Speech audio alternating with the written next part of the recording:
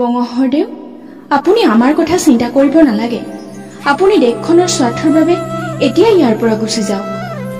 জয়া, তোক মই আকৌ সুধিছো, ক কথা পানী ক'ত আছে? নকওঁ কিয়? নকওঁ, মই নকওঁ।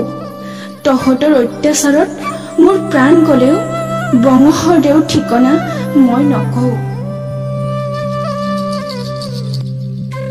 আইদেউ, আপোনাৰ ত্যাগৰ বাবে জন্মজী ছবিখন আহিছে, মুক্তি লাভ কৰিলে। আপোনাৰ ওচৰত আমি চিৰকৃতজ্ঞ।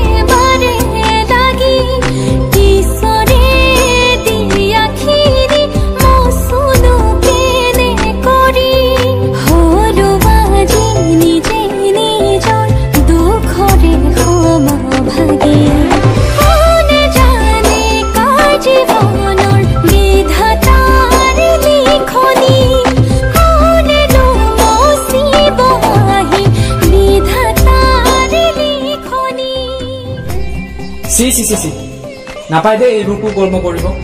পৰপুৰুষক বঙহৰ দেউ বুলি সম্বোধন কৰি চিনেমা কৰি দেখুৱাইছো। আজিৰ পৰা তই বৰফৰত প্ৰৱেশ কৰিব নোৱাৰ। আমাৰ সমাজত তই কলংক সানিছ।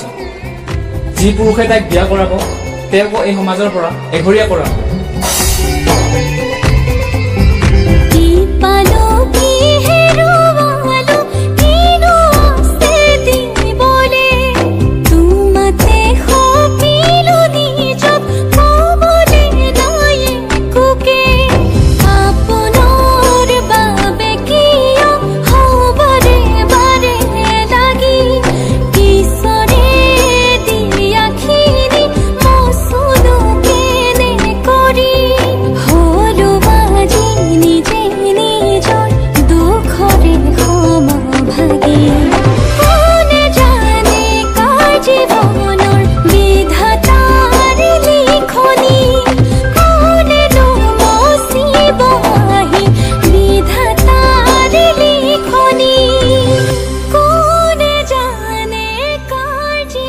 আৰু এনেদৰে অসমৰ প্ৰথমগৰাকী নাৰী অভিনেত্ৰী আইদেউ সন্দিকৈ অভিনয়ৰ নামত নিজৰ জীৱন উৎসৰ্গা কৰিলে। এই মহান অভিনেত্ৰীক শতকোটি প্ৰণাম।